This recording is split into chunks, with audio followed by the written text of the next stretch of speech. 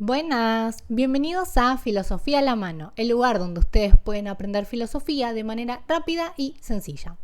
En el video de hoy vamos a hablar de filósofas mujeres. ¿Por qué vamos a hablar de esto? Porque son las grandes olvidadas del pensamiento filosófico, de la historia de la filosofía, son las grandes marginadas. Si conocemos sobre ellas, son algunos pocos nombres y probablemente de filósofas contemporáneas, es decir, del siglo XX. Pero existieron filósofos en todas las épocas, en la antigua Grecia, durante la Edad Media y durante la modernidad. Y obviamente en la época contemporánea, incluso hoy en día estamos llenos de filósofos. Pero conocemos muy pocos nombres y los más relevantes. Simone de Beauvoir, Judith Butler, Hannah Arendt y unas más y paremos de contar. Entonces, me parece muy importante pensar por qué a las filósofas mujeres se las marginó, por qué se las dejó de lado en el estudio, por qué tuvieron ese papel minoritario en la historia del pensamiento, siendo que hay filósofas mujeres en todas las épocas. ¿Por qué no están dentro del canon filosófico? ¿Por qué cuando uno va a estudiar la carrera de filosofía o incluso en cualquier carrera que tenga materia sobre filosofía, siempre leemos autores varones y muy pocas veces autoras mujeres, filósofas mujeres? ¿Por qué se debe eso? ¿A qué se debe esta marginalización? ¿Qué pasó en la historia de la filosofía para que sean marginadas no solo dentro del propio canon, es decir, dentro de la propia tradición filosófica, sino de la vida intelectual en general? Entonces, de eso se va a tratar el video. No olviden dar like, comentar y suscribirse para seguir recibiendo más videos filosóficos como este. Para comenzar, vamos a hablar sobre las restricciones sociales que tuvieron las mujeres en su práctica filosófica. En primer lugar, podemos decir de que escribían poco y que incluso tenemos pocos escritos sobre filósofas mujeres en comparación con los varones. Esa es una primera dificultad. La segunda dificultad es que, por lo general, las mujeres filósofas, aparecían como a la sombra de filósofos varones más reconocidos, más famosos, como por ejemplo René Descartes con Isabel de Bohemia. Se conoce el pensamiento de Isabel de Bohemia gracias al intercambio epistolar, es decir, el intercambio mediante cartas que estos dos personajes efectuaban durante la Edad Moderna. Entonces, las mujeres, por lo general, eran vistas como, ni siquiera como intelectuales, porque no se les daba el calificativo intelectuales y mucho menos el de filósofas. Entonces siempre estaban a la sombra, bajo el ala de un filósofo mayor, de un filósofo varón de renombre. También presentaban sus escritos mediante seudónimos, porque no estaba bien visto e incluso no se las dejaba publicar escritos bajo sus propios nombres. Incluso si suscitaban algún interés, si decían, che, esta mujer, aplausos por su pensamiento, siempre era en comparación, era en conexión con el filósofo varón. Es decir, se conocía al filósofo varón y por añadidura se conocía a la filósofa mujer. Es decir, no se podía independizar del varón intelectual, del filósofo. Esto súper mega grave para el pensamiento, para generar un pensamiento autónomo y reconocido dentro del campo intelectual. Y otra dificultad es que no eran catalogadas como filósofas. El calificativo de filósofas no era destinado a las mujeres. En su lugar se decían que eran intelectuales, en el mejor de los casos, o personas eruditas, como que se les vetaba completamente el calificativo de filósofas mujeres. Y esto lo que generaba era una negación a su credibilidad intelectual, es decir, todo aquello que las mujeres podían decir dentro del campo filosófico, que se catalogara como filosófico, no tenía importancia. Y esto contribuía a que se siga sosteniendo su marginalidad, su papel minoritario dentro del pensamiento filosófico. A estas restricciones sociales se le añade un problema propio de la filosofía de las mujeres. En primer lugar, tiene que ver con la forma que filosofaron, con los problemas filosóficos que ellas trataban y teorizaban en sus escritos, porque la mayoría de ellos, no todos, pero la gran parte del pensamiento de filósofas mujeres, por lo menos de la modernidad para atrás, tiene que ver con su circunstancia de ser mujeres, con sus circunstancias femeninas. Entonces, claramente, a la luz de todo el otro panorama, no entraban dentro de la categoría de filósofas por lo que pensaban y la forma en que lo pensaban. Cuando digo la forma en la que pensaban, me refiero a la forma en que su pensamiento llegaba al resto, porque la realidad es que las mujeres filósofas de la modernidad, siempre tengan en cuenta, de la modernidad para atrás, no escribían, digamos, gran parte de su trabajo intelectual no era divulgado, no era escrito en las formas clásicas. La forma clásica que nosotros conocemos dentro del campo filosófico, dentro del canon, son los tratados filosóficos.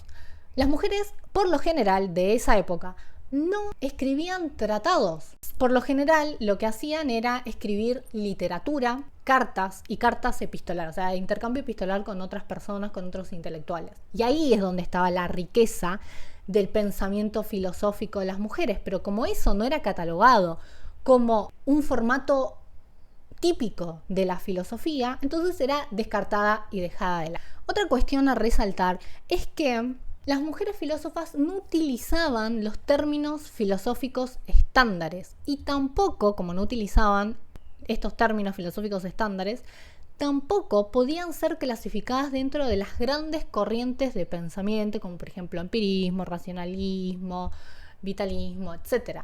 No entraba, no encajaba su pensamiento dentro de las distintas categorías tradicionales de la filosofía, y eso contribuía aún más para que se la siga ignorando.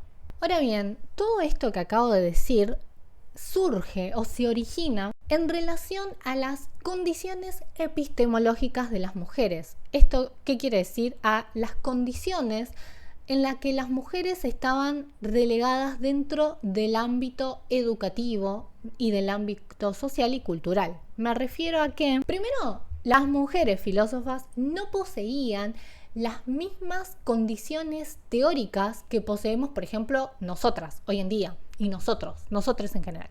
No poseían esas condiciones teóricas, no tenían acceso tampoco a la educación formal, ellas no iban a la universidad, entonces claramente no se podían formar dentro de la academia porque no podían entrar y por lo tanto tampoco tenían voz ni voto dentro del debate público. Entonces, si juntamos todas estas circunstancias epistemológicas, estas condiciones epistemológicas, podemos entender la dificultad que tenían las mujeres para pensar, para escribir.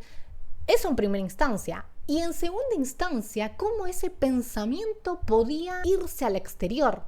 Porque si se iba al exterior, eran probablemente condenadas, por no decir marginadas completamente, desoídas, como que no existían. Entonces, esas condiciones hacían también de que las mujeres desaparezcan dentro de la historia de la filosofía. Sin embargo, en los últimos 30 años, hubo una proliferación de estudio de mujeres filósofas y esto hizo que se recuperara mucho de las filósofas a lo largo de la historia, porque hay que separar por un lado lo que es la historia, ¿no? La historia del pensamiento filosófico, y por el otro lado las teorías. Si bien están hermanadas, porque cuando hacemos historia metemos teoría, la historia nos permite entender más sobre el contexto de estas mujeres para poder recuperarlas y poder entender la especificidad de su pensamiento y que puedan introducirse dentro del campo filosófico. Si nosotros sabemos, por ejemplo, las condiciones en las que vivían, sus restricciones para pensar, entonces vamos a entender por qué pensaban lo que pensaban y así poder introducirlas dentro del campo de la filosofía. Sin embargo, a la hora de recuperar el pensamiento de las mujeres filósofas, es importante no olvidar que fueron olvidadas. Como que el hecho de que fueron marginadas siempre tiene que estar en el horizonte a la hora de pensar en las mujeres filósofas. Por otro lado, no hay que olvidar que no podían dedicarse a la filosofía como lo hacemos, por ejemplo, nosotros hoy en día. particularmente las mujeres. Hoy en día las mujeres, no solamente en el ámbito social en general, sino también en el ámbito filosófico particular, tenemos voz y voto, tenemos muchas pensadoras, filósofas, muchas mujeres que están dentro de la academia. Entonces, esas oportunidades, las mujeres filósofas desde la modernidad para atrás no tuvieron esas oportunidades. Y tampoco hay que olvidar las condiciones en las que las mujeres filosofaron. Incluir filósofas mujeres dentro del campo de la filosofía implica una apertura de género, ¿no? Es como, hay más allá del mundo de los varones. También requiere nuevas formas y nuevos idiomas de filosofar, como incluirlos dentro de la investigación filosófica para que podamos darle entidad a las mujeres.